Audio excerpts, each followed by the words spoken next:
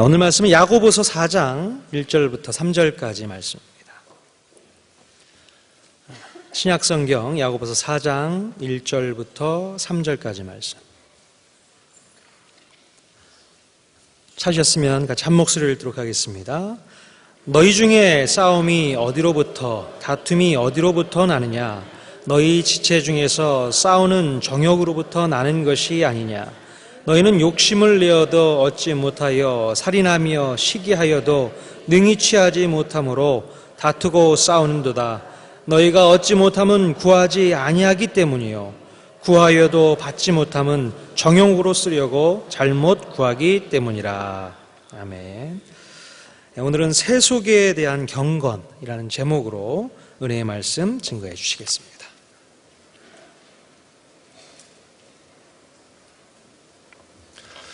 오늘 수요 예배 오신 여러분들을 환영합니다.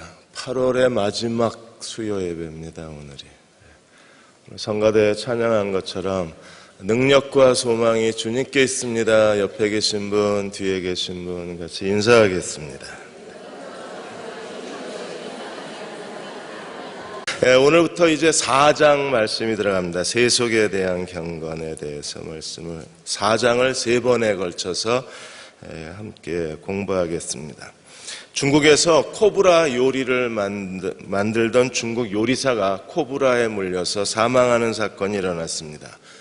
근데 이 코브라가 20분 전에 이미 머리를 잘라놨는데 머리를 잘라놓고 요리를 다 만들고 이제 코브라 머리를 쓰레기통에 버리려고 코브라 머리를 잡는 순간 물렸어요.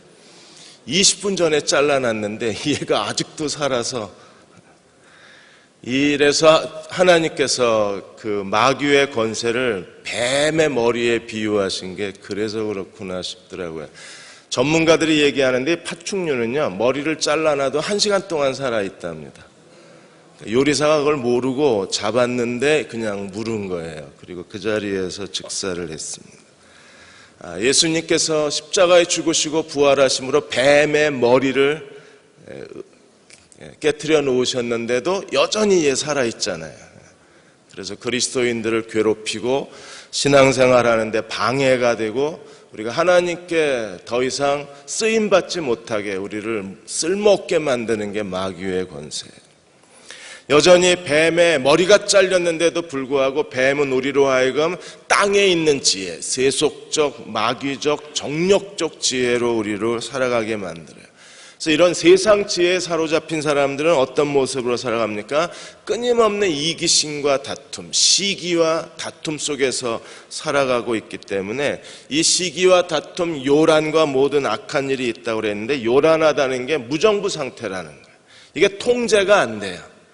인격도 통제가 안 되고 그 사람의 삶의 내용도 통제가 안 되고 신앙생활 자체가 통제가 안 되는 사람. 그러니까 세속적, 정력적, 마귀적 지혜로 살아가는 사람들이라고 했습니다. 계속해서 세월호 특별법 때문에 온 나라가 시끄럽습니다. 대통령이 완전히 느헤미야 함정에 빠지신 것 같아요. 이게 가서 이 유민희 아빠를 만나도 이게 문제가 되고 안 만나고 이 사람이 만일에 죽어도 이게 문제가 큰 거예요. 그런 특별법이라는 것은 국회가 만드는 겁니다. 만일에 여야가 이미 합의해서 특별법을 만들어 놨는데 대통령이 가서 내가 고치겠다, 너희가 원하는 걸 내가 들어주겠다 이렇게 되면 탄핵 대상이 됩니다. 그러니까 대통령은 지금 나가서 만날 수가 없는 거예요. 그런데 왜 나가서 만나지? 왜 대통령이 이렇게 소통이 없냐? 불통이다, 뭐 얼음공주다 이런 얘기하는데 지금 나가서 만나시면요 그냥 덫에 걸리는 거예요. 나와서 유민희 아빠 만나라고 소리 지르던 야당 의원들이 만나서 말 한마디 잘못하면 내가 도와주겠다라고 하면 이게 상권 분립에 어긋나는 거예요. 그 다음엔 뒤를 물어버리면 대통령 탄핵해야 된다 그러면 꼼짝없이 앉아서 당하는 겁니다. 그러니까 대통령이 나가서 만날 수도 없고 안 나가고 그냥 이 유민희 아빠가 만일에 무슨 사고라도 나서 죽으면 이게 전국이 진짜 혼란스러운 겁니다. 그러니까 이 사태를 보면서 이건 도대체 어떻게 이렇게 정교하게 함정을 팔 수 있나? 느헤미야 함정이에요. 그냥 있어도 어려움을 당하고 나가서 뭔가 행동을 취해도 어려움을 당하는 상황이 돼요. 이게 정말 우리가 볼 때 이게 마귀적이고 세상적이고 이게 정력적 지혜 아닌가요? 다툼과 그리고 요란함이 있는 거예요. 정치도 다툼과 요란함이 있고 교회 안에도 이런 다툼과 요란함이 있으면 그 안에 교인들이 숨을 쉴 수가 없잖아요. 가정도 마찬가지입니다. 남편과 아내의 관계가 이게 다툼과 요란함 속에 있으면 아이들이 그 안에서 숨을 쉴 수가 없잖아요. 우리는 세상적 지혜가 아니라 이 거짓 지혜가 아니라 땅에 속한 지혜가 아니라 우리는 위로부터의 지혜, 하나님의 지혜의 사람이 되어야 합니다. 그러려면 어떻게 해야 되나요? 감람나무에선 감람나무밖에 안 열리는 거예요. 감람 열매밖에. 그러므로 우리는요, 세상적 지혜의 사람이 아니라 하나님의 지혜의 사람이, 나무가 바뀌어야 열매가 바뀌는 거예요. 그래서 하나님의 지혜는 어떤 열매가 있어요? 첫째, 성결하고 하근해. 그들은 예수 그리스도의 그 성품을 본받은 사람들입니다. 하나님께 성결한 사람들에게는 어떤 열매가 맺습니까? 화평, 에이레니케. 그들은 어디를 가나 평화를 사랑하는 사람들이고 평화를 만들어내는 사람들이고 평화를 가져오는 사람들이에요. 그리고 관용, 에피에이케스라는 이 관용은요, 이건 정죄해야 돼요. 심판해야 돼요. 이건 감옥에 집어넣어야 돼요. 그럼에도 불구하고 용서하고 인내하고 온유와 자비를 보여주는 사람들, 그들이 관용하는 사람들입니다. 양순이라는 유페이데스라는 것은요, 순종을 잘하는 사람들이에요. 자녀를 키우다 보면 유독 이 양순한 자녀가 있습니다. 순종하는 게 아주 잘 발달된 그런 아들, 딸들이 있는데 이 양순이 순종을 잘하는 유순한 그런 뜻이 있어요. 여러분도 하나님께 대해서 이 양순한 하나님의 자녀가 되시기를 축원합니다. 그렇게 될 때 긍휼과 선한 열매가 가득하고 편벽과 거짓이 없고 이 사람들의 최종적 삶의 모습은 뭐예요? 의의 열매를 심어서 화평으로 거두는 사람들입니다. 그래서 의와 화평이 충만한 사람. 하나님이 기뻐하십니다. 의와 화평이 넘치는 사람들은. 또한 사람도 이 사람들을 사랑하고 존경하고 따라요. 의와 화평이 넘치는 사람들이. 여러분들이 우리 모두가 다 이 시대에 살아가는 동안에 이 세상적 지혜가 있는 곳엔 다툼과 요란함이 있지만 하나님의 지혜가 있는 곳엔 뭐가 넘쳐요? 의와 화평이 넘치는 거예요. 어디를 가나 의와 화평의 사람으로 하나님을 섬기셔서 모든 사람들에게 사랑과 신뢰와 존경을 가져오는 하나님의 자녀가 되시기를 축원합니다. AFP 통신에서 이번에 세계보건기구의 8월 25일자 보고서를 인용을 했는데 이제 서부 아프리카에서 에볼라 바이러스가 점점점 줄어드는 추세입니다. 다행입니다. 이게 자칫해서 전 세계로 확산이 되어져 갔으면 아마 전 세계적 재앙이 됐을 거예요. 근데 에볼라 바이러스가 이렇게 줄어드는 그 뒤에는 에볼라 바이러스가 발병한 4개 나라에서 자신의 목숨을 내어놓고 거기서 환자들을 치료하는 의사들이 있었기 때문에 가능한 일입니다. 240명의 의사가 이 서부 아프리카 쪽에서 그분들이 환자들을 돌보았는데 그중에 120명이 죽어요, 의사들이. 그분들이 목숨을 내어놓고 이 에볼라 바이러스 환자들을 치료한 겁니다. 의약품 별로 없죠. 의료시설, 태반이 부족하죠. 이 에볼라 바이러스 걸린 환자를 치료하려면 머리끝부터 발끝까지 비닐 슈트를 입어야 돼요. 그리고 고무장갑 끼고 고무장화 신고 마스크 쓰고 이렇게 의사 간호사가 16시간씩을 환자들을 돌봅니다. 그리고 120명의 의사와 간호사들이 죽은 거예요. 이분들의 이런 희생적 섬김이 있었기 때문에 지금 에볼라 바이러스가 점점점 줄어들어가고 있는 거예요. 이 사람들이야말로 하나님의 의를 심어서 화평을 거두어내는 사람들이잖아요. 하나님 앞에 이렇게 헌신하는 사람들이 있어야 의의 열매가 있고 화평의 열매가 있는 곳에 뭐가 있어요? 하나님 나라가 있는 거예요. 우리는 1장에서부터 다시 한번 전체적 구조를 살펴보려고 합니다. 1장에서 교회 안에 부자와 가난한 사람에 대한 외모의 차별이 있다 그랬어요. 만일에 우리가 예수 그리스도를 믿는 믿음으로 산다고 말하면서 부자를 존중히 여기고 가난한 사람을 업신여기면 그 믿음은 헛것이라 그랬어요. 그래서 우리가 그리스도를 믿는 믿음의 사람들이라면 사람을 외모로 차별하면 안 됩니다. 사람을 외모로 차별하는 것은요, 믿음 바깥의 세상 사람들이 하는 거예요. 그리스도를 믿는 믿음의 사람들은 사람을 외모로 차별하면 안 돼요. 잘생겼냐 못생겼냐, 많이 가진 사람이냐 못 가진 사람이냐, 많이 배운 사람이냐 못 배운 사람이냐, 이 세상적 기준을 가지고 사람을 외모로 차별하는 데부터 우리는 믿음의 위선을 발견하게 되는 거예요.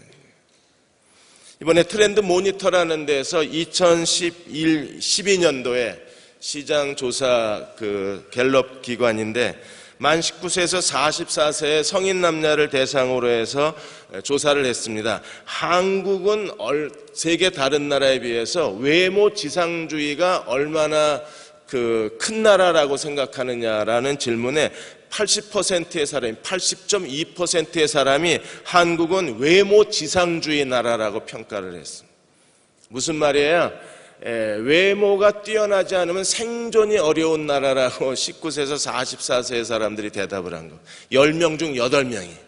여러분도 그렇게 생각하십니까? 학벌이 없으면 어디 가서 취직하기도 어렵고, 또 키가 170 이하면 루저라고 평가가 돼서 남자애들이 어디 가서 데이트도 못해요. 이게 외모 지상주의라는 거. 그런데 교회 안에까지 그리스도를 믿는 믿음의 영역까지 이 외모 지상주의가 스며 들어와서 외모 지상주의가 교회를 지배하고 있다면 뭐가 잘못됐다는 거예요. 그래서 오픈 서베이의 보고서에 의하면 중고등부 학생들한테, 청소년들한테 새해가 시작되었을 때 2014년도입니다. 새해가 시작되는 청소년들에게 새해의 가장 큰 소망이 뭐냐고 질문을 했어요. 당연히 1위가 뭐였겠습니까? 성적이 아니라 외모입니다. 좀 잘생겼으면 좋겠다. 사람들이 날 봐줬으면 좋겠다. 사람들에게 자기 외모를 자랑했으면 좋겠다. 이게 청소년들의 새해 소망 1위였었어요. 영국의 경제대학 사회학 교수인 캐서린 하킴이 매력자본이라는 책을 썼는데, 여러분 전 세계적으로 매력이 뛰어난 사람이, 남자는 28% 월급을 더 받았고요, 여자는 매력이 뛰어난 여자가 다른 사람보다 월급을 20% 더 받았어요. 이게 세상입니다. 잘생겨야 돈도 더 잘 버는 거예요. 그런데 이런 외모주의, 매력 자본이 교회 안에까지 지배를 하고 있으면 이게 하나님이 지배하는 세상인가요? 그리스도를 믿는 믿음이 있는 곳에는요, 이 외모 지상주의가 무너져야 돼요. 그래야 그게 하나님 나라예요. 근데 아직도 교회 안에 이런 외모에 대한 차별이 있으니까 2장으로 넘어가면 이 외모에 대한 차별이 2장에 가서는 2장 하반부에 가서는 이게 뭘로 바뀌어집니까? 행함과 믿음의 주제로 바뀌어지는 거예요. 가진 자, 가지지 못한 자의 외모 차별이 2장으로 그렇게 시작해서 2장 후반부로 가면 이게 행함 있는 믿음, 행함 없는 믿음으로 바뀌는 거예요. 여러분, 자기의 외모를 가꾸는 사람이 우리 주위에 버림받은 사람, 가난한 사람, 헐벗은 사람, 고통당하는 사람, 굶주린 사람들에 대해서 동정심을 가질 여유가 없는 거예요. 그리스도를 믿는 믿음을 깨달은 사람들, 믿음이 뭔가를 깨닫고 인간의 평등을 깨달은 사람만이 뭘 할 수 있어요? 그 믿음의 행함을 가질 수 있는 거예요.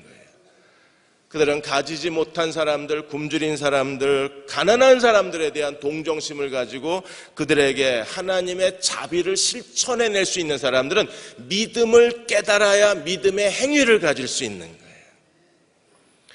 이 믿음을 깨닫지 못하고 믿음의 행위를 갖지 못한 사람들이 3장으로 넘어오면 그들은요, 이중 언어의 위선에 빠지는 겁니다. 하나님을 찬송하는 입을 가지고 사람을 저주하는 죄를 저지르는 거예요. 그래서 이 언어의 모순을 가진 사람들 마음속에 보면 아직까지도 믿음을 깨닫지 못한 거예요. 그들 안에 뭐가 있어요? 외모의 차별주의가 있어요. 많이 배운 사람 앞에서는 굽신거리고 배우지 못한 사람들 앞에서는 엄하고 잘생긴 사람들 앞에서는 굽신거리고 외모가 떨어지는 사람들 앞에서는 무시하고 많이 배운 사람들은 인정을 하고 배우지 못한 사람들은 인정하지 못하고 이런 그리스도를 믿는 믿음의 그 공평성, 믿음의 십자가의 도의 하나님의 사랑을 깨닫지 못한 사람들은 결국에 믿음과 행함의 주제로 넘어와서 거기서 실패하고 3장으로 넘어오면 언어에 실패하는 거예요. 우리는 하나님께서 우리를 어떻게 사랑하셨는가를 알고 하나님의 사랑을 깨닫고 이 언어의 모순에서 벗어난 하나님의 종들이 되어야만 합니다. 하나님을 찬송하는 입으로 우리는 다른 사람들을 칭찬할 수 있어야 돼요. 대흥교회에 소중한 사람들이 참 많습니다. 저런 사람들이 우리 교회에 있다는 건 정말 기쁨이고 자랑이에요. 근데 우리는요, 그런 사람들이 우리 곁에 있다는 거에 대해서 별로 감사하지 못하고 그걸 자랑하지 못하고 그걸 소중히 여기지 못한다면 우리가 아직도 언어의 이 모순에 빠져 있는 거예요. 우리 옆 사람하고 한번 연습하고 넘어가겠습니다. 우리 교회에 계셔서 제가 얼마나 자랑스러운지 모르겠습니다 하고 큰 소리로 한번 인사해요.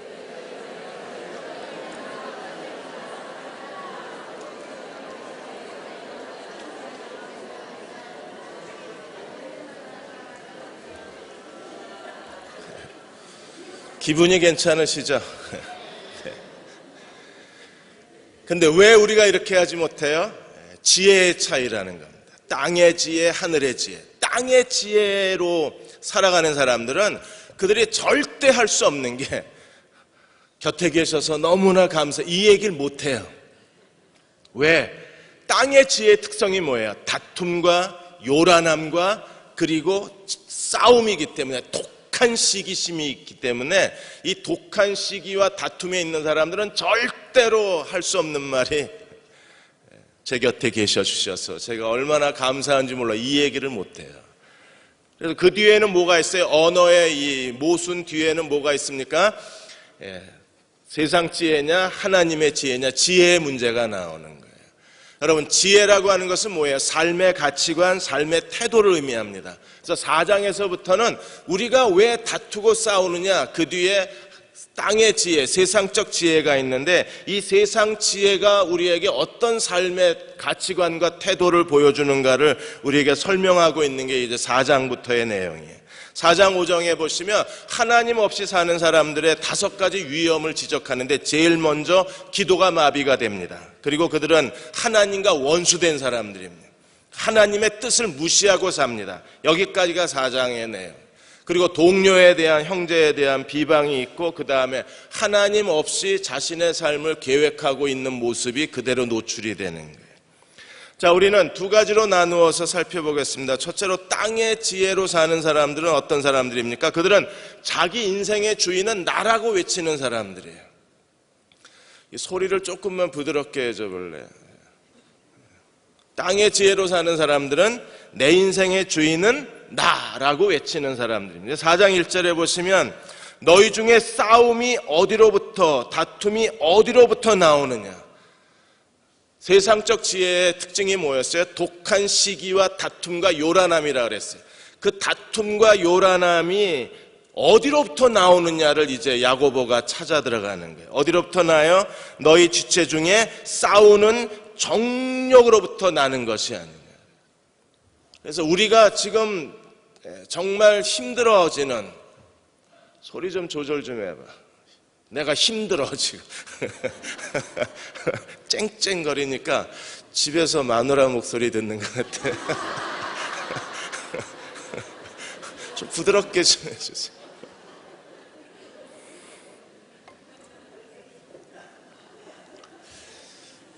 아내 얘기만 하면 좋아하지.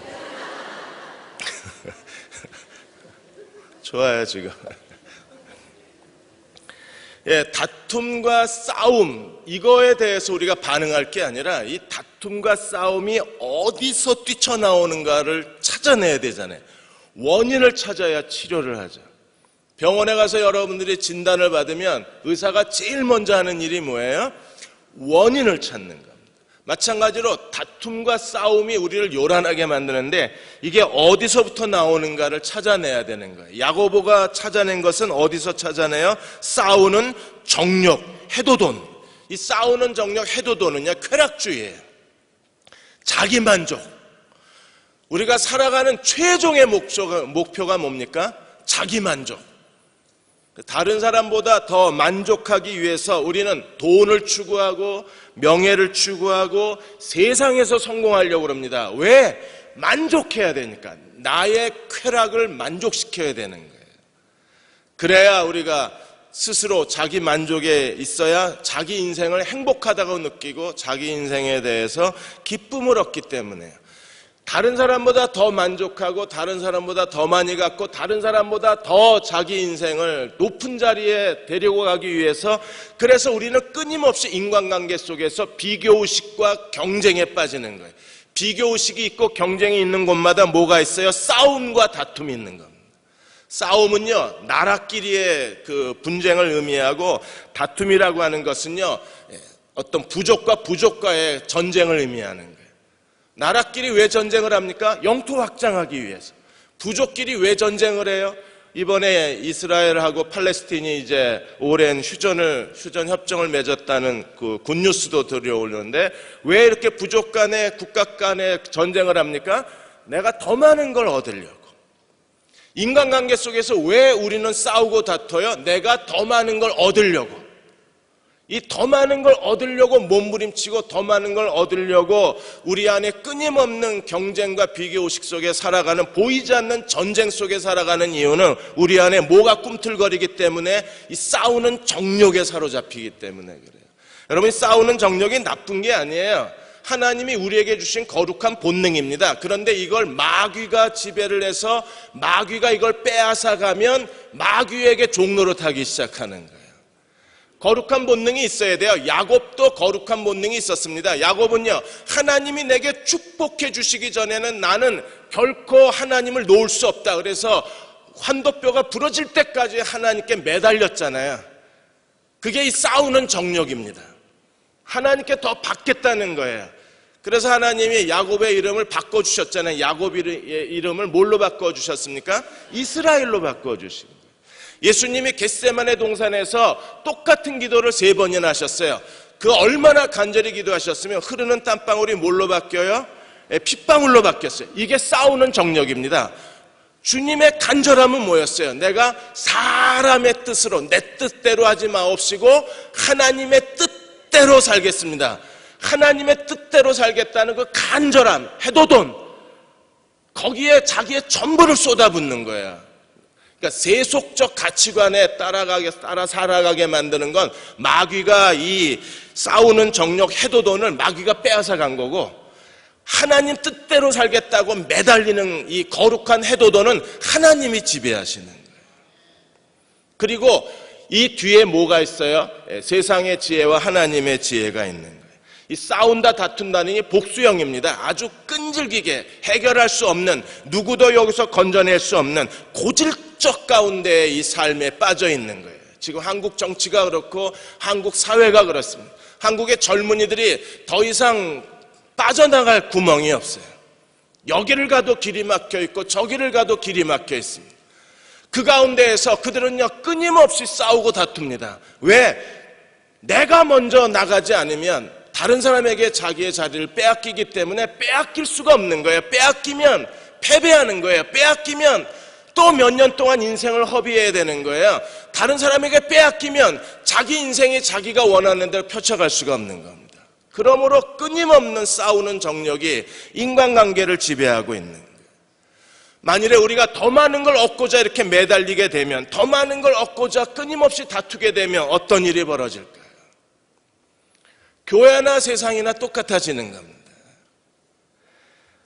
이 싸우는 정력이 가져오는 삶의 모습을 4장 2절에서 3가지로 설명하고 있는데, 이 싸우는 정력을 가진 사람들은 끊임없이 이렇게 다투고 살아요.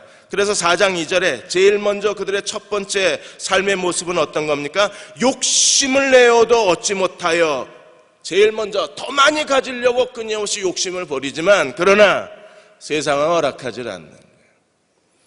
싸우는 정욕의 첫 번째 모습은 욕심이에요. 그래서 우리는 더 많은 걸 얻으려고 하고 더 많은 걸 가지려고 끊임없이 몸부림치지만 그러나 욕심을 내어도 얻지 못하는 게 우리의 현실입니다. 두 번째 모습은 뭐예요? 살인하고 시기하여도 능히 취하지 못함으로, 그러므로 우리는 뭐 합니까? 살인, 이 시기심 때문에 인간관계가 어떤 관계로 바뀌어지는 거예요? 다투고 싸우게 되는 거예요. 아주 사소한 것에서부터 우리는요, 다른 사람보다 하나라도 더 가지려고 끊임없이 다투고 싸워요. 그리고 결국엔 어디까지 이용을 합니까? 4장 2절에 보시면 다투고 싸우는도다 너희가 얻지 못하면 어디까지 하냐? 구하지 아니하며. 결국 우리는요, 더 많은 걸 갖기 위해서 하나님까지 이용을 하는 거예요. 그리고 4장 3절에 보시면 구하여도 받지 못하면 정력으로 쓰려고 잘못 구함이라. 기어이 하나님까지 이용해서 내가 원하는 것을 가지려고 하나님마저도 우리는 하나님에 대한 신앙, 거룩한 기도의 행위마저도 이용하려고 들지만 그러나 하나님께서 그걸 거절하시는 거예요. 그러니까 욕심을 내어도 얻지 못하고 살인하고 시기하여도 얻지 못하고 그리고 기도하여도 얻지를 못하고 어떻게 해야 되는가? 이게 싸우는 정욕의 세상편입니다. 우리는 이 싸우는 정욕에 사로잡힌 사람들은 끊임없이 더 많은 걸 얻으려고 몸부림을 쳐요. 그리고 더 많은 걸 얻으면 만족하나요? 아니요. 더 많은 걸 얻을수록 욕심이라는 게 뭡니까? 얻으면 얻을수록 더 갈증이 나고 가지면 가질수록 더 가고 싶은 게 이게 싸우는 정욕의 특징이잖아요. 다른 사람보다 어느 정도 가졌으면 만족하는 게 아니라 이건 만족이 없어요. 그래서 누가복음 8장 14절에도 이 가시떨기에 뿌려진 씨앗이 열매를 맺지 못하는 이유에 대해서 이생의 염려, 재리와 일락의 기운이 막혀 온전히 결실하지 못한다. 열매를 못 맺게 만듭니다. 그래서 신앙생활 열심히 하는 데에도 열매가 없어요. 하나님을 열심히 섬긴다고 섬기는 데에도 그들은요, 좋은 땅에 있는 사람처럼 30배, 60배, 100배의 열매를 맺지 못하는 것은 일락이 기운을 막았기 때문에, 이 싸우는 정력이 영적 기운을 막고 있기 때문에 그래요. 교회가 이 욕심에서 벗어나야, 그래야 사람들에게 진정한 복음의 정신을 보여줄 수 있을 거라고 구약학자 김혜건 교수가 인터뷰 기사에서 그렇게 한국교회에 경고를 했습니다. 한국교회가 다시 이 시대에 교회다움을 보여주려면 뭘 해야 되느냐? 이 시대에 한국교회의 과제가 뭐냐고 묻는 질문에 대해서 이 김혜건 교수는 한국교회가 신뢰를 회복하려면 교회의 물적, 인적 자원을 다 세상에다 쏟아부어야 된다 그랬어요. 가난한 사람들에게, 헐벗은 사람들에게, 굶주린 사람들에게 이 민족의 고통과 버림받은 사람들 곁에 교회가 가지고 있는 것을 다 가지고 나가서 그들에게 베풀어주고 나누어주기 전에는 누구도 이제는 교회를 쳐다보지 않을 거라 그랬어요.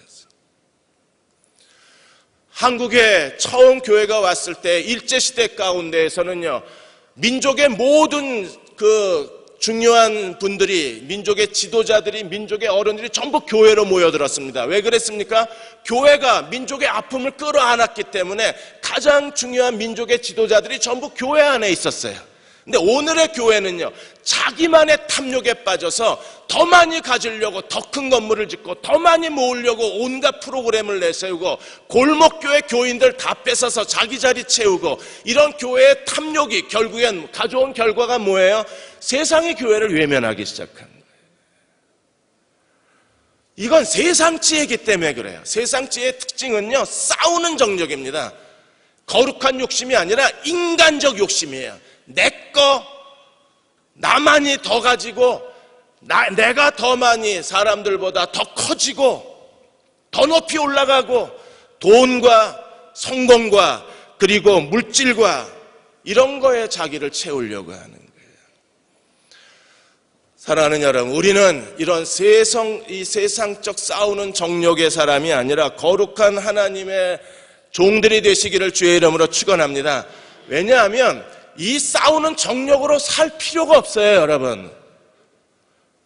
만일에 우리가 하나님의 자녀라면 싸우는 정욕 가지고 이 돈 몇 푼 가지고 아웅다웅 거릴 필요가 전혀 없어요. 자, 이제 하나님의 지혜로 넘어갑니다. 하나님의 지혜로 산다는 게 뭐냐면, 자, 제일 먼저 하나님이 우리에게 주신 놀라운 삶의 비밀이 있어요.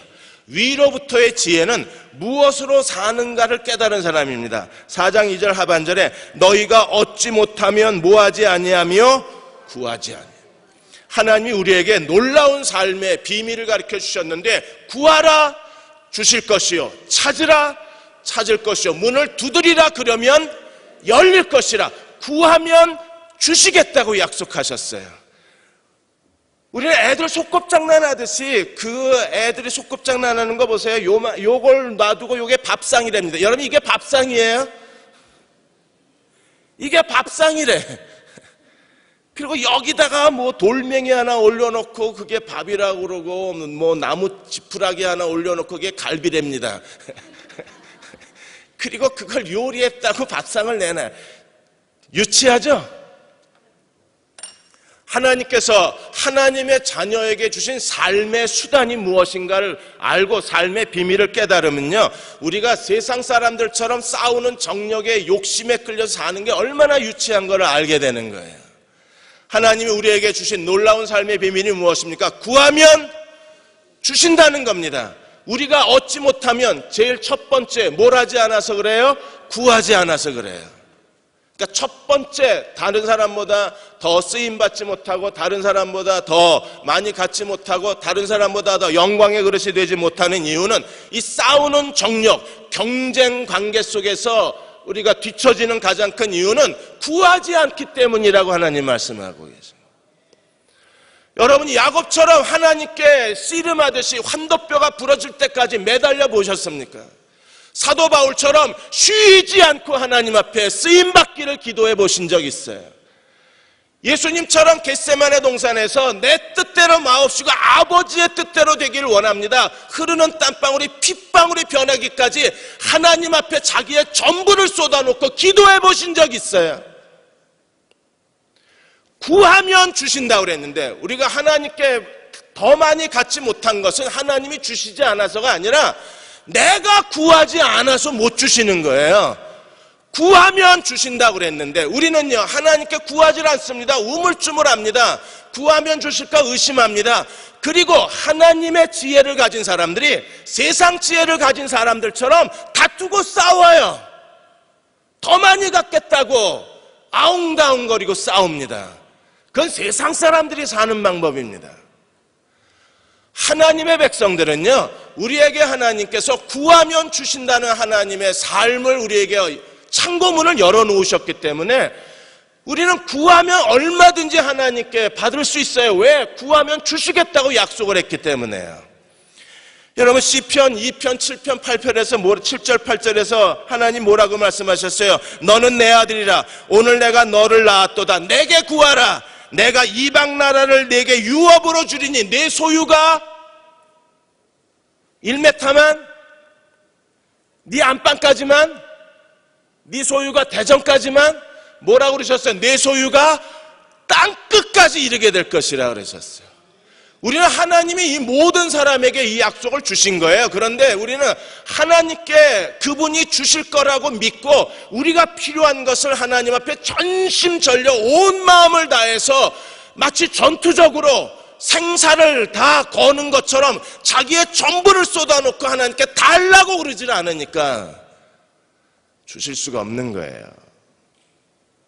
그걸 하나님께로부터 받지 못하고 그걸 자기가 더 많이 갖겠다고 사람들하고 경쟁 구도로 돌아가 버리면 이건 세상 사람이에요. 야곱을 보십시오. 왜 하나님이 야곱을 사랑하고 왜 하나님이 에서를 미워하셨겠어요? 하나님 미움이 있으신 분이세요? 여러분, 이 말이 이해가 됩니까? 에서가 미웁다, 이게 이해가 돼요?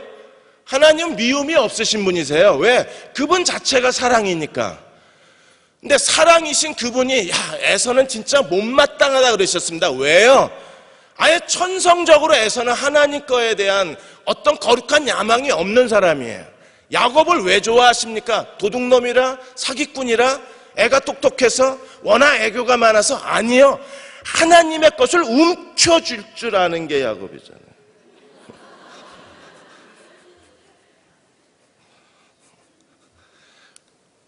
야곱은요, 형하고 딜을 해서 팥죽 한 그릇에 장자권, 그다음에 아버지를 속여서까지라도 축복을 받으려.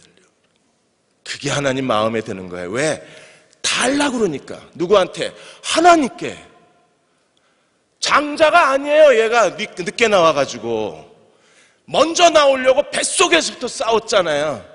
여러분, 뱃속에서 도대체 야곱이 뭐 했겠습니까? 먼저 나가려고. 왜? 먼저 나가야 장자 되는 거예요. 그런데 이게 자궁이 작았는지 어쨌든 뭐 형이 컸는지 형이 그냥 잘 막아서 그랬는지 어쨌든 왜 발꿈치를 잡아요? 먼저 나가려고. 그러니까 적어도 믿음의 사람들은요, 하나님의 지혜로 채워진 사람들은 하나님의 지혜 자체 안에도 싸우는 정력이 있는 거예요. 그런데 이거는요, 세상에 싸우는 정력이 아니라 이건 하나님께 구하는 거예요. 구하라 주실 것이요, 찾으라 찾을 것이요, 두드리라. 정말 그렇게 믿으십니까? 그럼 구해 보셨어요? 목숨 내걸고 내가 먼저 나가겠다고 형 발꿈치 붙잡고 먼저 뛰쳐나가려고 그러다 안 되니까 그 다음에 팥죽 가지고 속여서 장자권 기어이 뺐잖아요. 여러분, 하나님이 딱 보셨을 때 누가 좋아요? 나래도 야곱이 마음에 들어요. 왜? 하나님께로부터 뭔가를 얻어내려고 끝까지 포기를 하지 않잖아요. 그리고 결국에는요, 그 외삼촌 라반, 형의 축복을 빼앗아 가고 외삼촌 라반에게 20년 내 10번을 속으면서까지 야곱은 포기를 안 합니다. 왜요? 받아야 되니까. 뭘 받아야 돼요? 하나님이 주시는 축복을 받아야 되니까. 그러니까 하나님이 얼마나 그 축복에 대한 갈망이 뜨겁고 얼마나 야곱이 끈질기게 매달렸으며 하나님께서 또 사기를 치시잖아요.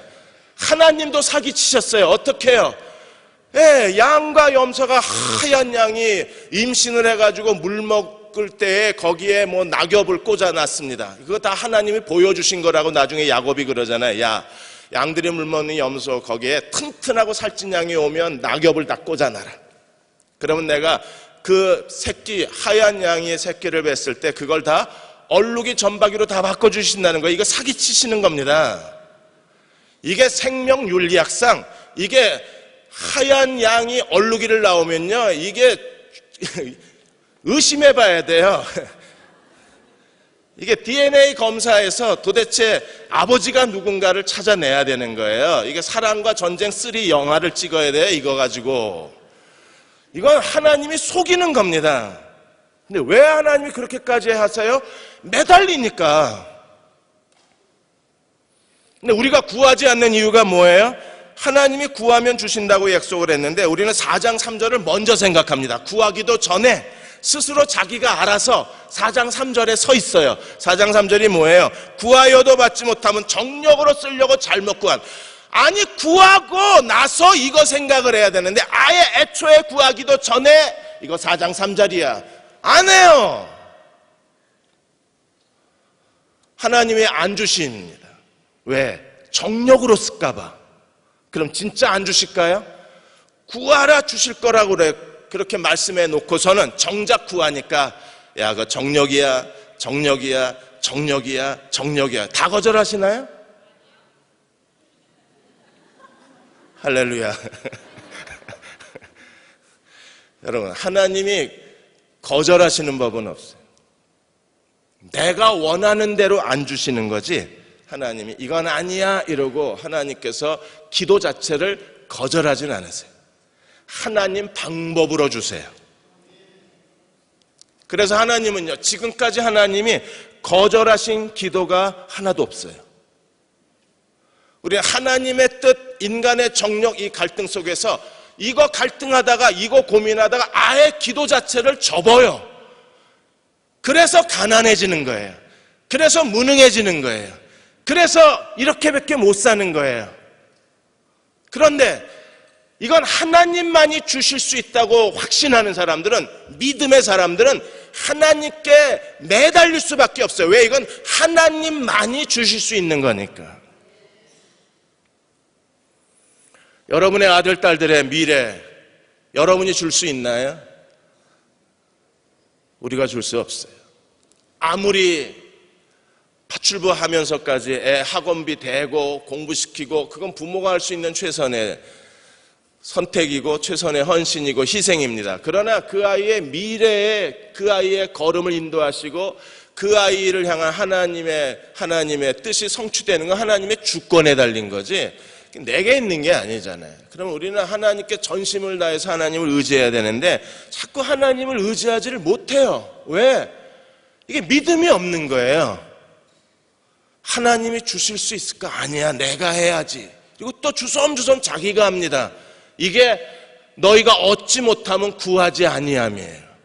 그리고 결국 구한다는 게 꼭 또 정력으로 쓰려고 하나님 이렇게 해주셔야 된대. 자기 방식, 자기 뜻대로 자기가 원하는 시간에 자기가 그 사람들에게 영광을 받을 수 있는 그 타이밍에 하나님이 들어오셔서 도와줘야 된대요.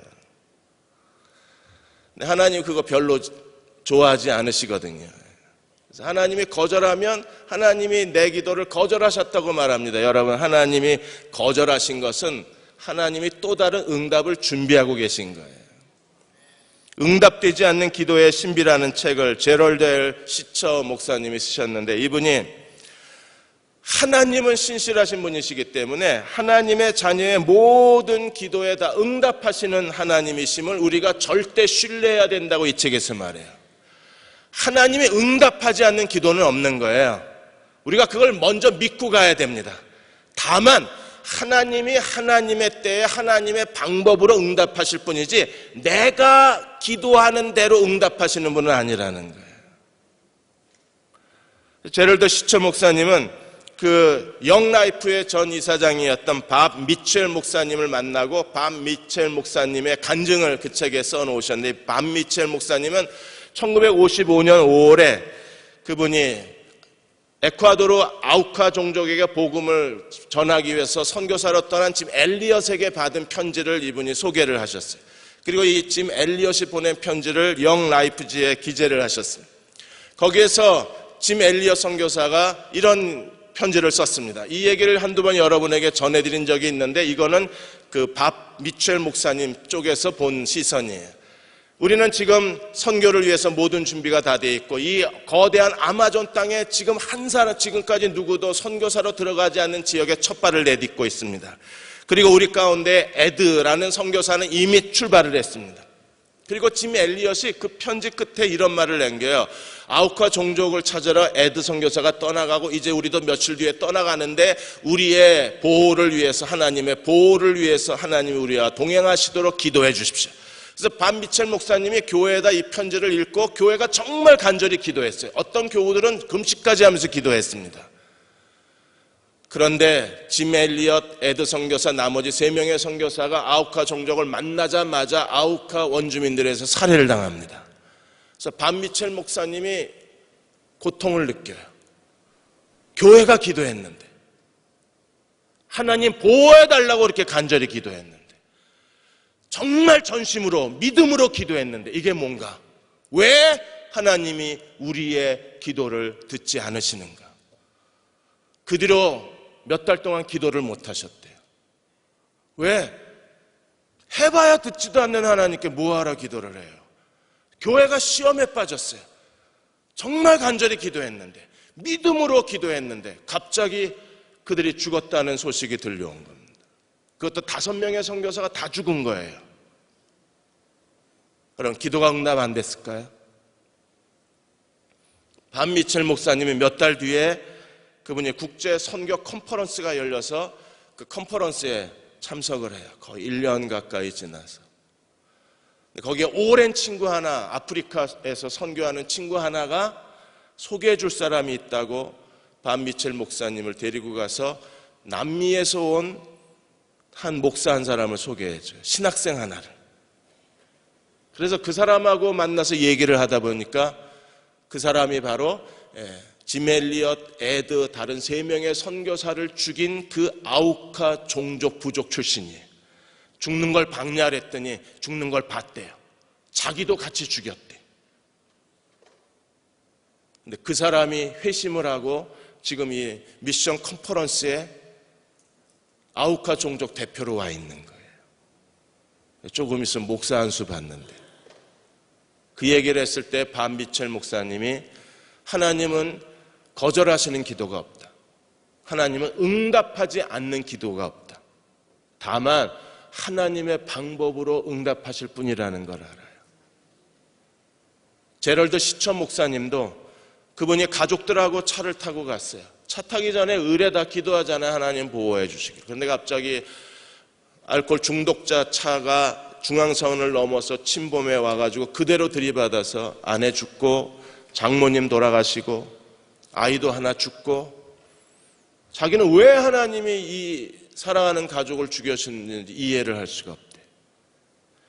그렇게 아침마다 가족을 위해서 기도하고 하나님의 보호를 위해서 기도했는데 하나님이 내 가족을 데리고 가신 이유를 지금도 모른다고 그 책에 썼어요. 그러나 나는 하나님을 신뢰한다고 썼어요. 왜? 구하면 주시는 하나님이시기 때문에. 이 일이 어떤 하나님의 신비로운 결과를 가져올지는 자기도 아직 모르지만, 그러나 분명히 하나님은 이 일을 통해서 하나님의 어떤 신비로운 또 다른 계획을 성취하실 하나님이심을 믿는다는 거예요. 여러분, 사도 바울이 고린도후서 12장 8절에 보시면 자기 육체의 가시를 위해서 바울이 3번이나 기도했어요. 얼마나 전심을 다해서 기도했을까요? 금식하고 하나님 앞에 밤낮으로 부르짖지 않았을까요? 그런데 하나님이 거절하셨습니다. 여러분, 하나님이 그건 정욕이야 이러고 거절하셨나요? 아니요. 하나님이 그걸 통해서 바울에게 하나님의 신비한 삶의 비밀을 가르쳐 주셨는데, 그 신비한 삶의 비밀이 뭐예요? 네가 약할 때에 네가 강하다는 겁니다. 네가 약해야 그리스도의 능력이 네게 머문다는 거예요. 이걸 가르친 거예요. 그게 고린도후서 12장 9절 10절입니다. 내가 너의 약함을 그냥 둬요. 하나님이 3번이나 기도했는데 바울의 약함은 그냥 있어요. 왜 그냥 두셨어요? 바울이 그렇게 사는 게 재밌으셔서? 바울이 그렇게 사는 게 하나님 즐거우셔서? 아니요. 연약해야 하나님의 능력이 바울의 능력이 될 수 있기 때문에. 바울이 내가 약할 그때가 곧 내가 강함이라, 이걸 깨달은 거잖아요. 여러분, 응답하지 않는 게 아니라 하나님이 더 좋은 것을 주고 계신 거예요. 기도하십시오. 왜 기도를 안 하십니까? 하나님 구하면 주신다고 그랬는데 그걸 원해서 간절히 우리가 힘을 다해서 하나님 앞에 전심으로 기도한다면 왜 하나님께서 우리에게 주시지 않겠어요? 뭘 아끼시겠습니까? 자기 아들을 아끼지 아니하시고 우리 모든 사람을 위해서 하나님이 우리에게 뭘 주셨어요? 아들을 선물로 주셨어요. 그 하나님을 믿으십니까? 정말 믿으시나요? 그 아들과 함께 모든 것을 우리에게 선물로 주지 아니하게 구하면 주시는 거예요. 기도로 얻지 못하고 그냥 열등의식에 빠져서 이 사람하고 싸우고 저 사람하고 싸우고 그렇게 살지 마십시오. 그거 정말 부끄럽습니다. 기도로 얻으세요. 하나님이 주실 거예요. 남들보다 더 낫지 못하다고 쩔쩔매고 힘들게 열등감에 몸부림치지 말고 하나님과 더불어서 승부를 거세요. 하나님 주실 겁니다. 처럼 살지 않게 하여 주옵소서. 하나님의 지혜로 사는 믿음의 사람 되기 원합니다. 너희가 얻지 못하면 구하지 아니하며 여기서 실패하지 않게 하여 주옵소서.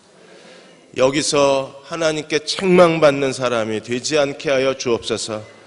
이 말씀에 걸려 넘어지지 않게 하여 주옵소서. 구하라 주실 것이요, 찾으라 찾을 것이요, 문을 두드리라 그러면 너희에게 열릴 것이라. 이 말씀 의지하고 하나님을 의지하고 믿음으로 사는 저희 모두가 되게 하여 주옵소서. 주님은 매일 밤이 맞도록 기도하셨습니다. 저희도 주님을 본받아 기도로 주님을 섬기는 그리스도의 종들이 되게 하여 주옵소서.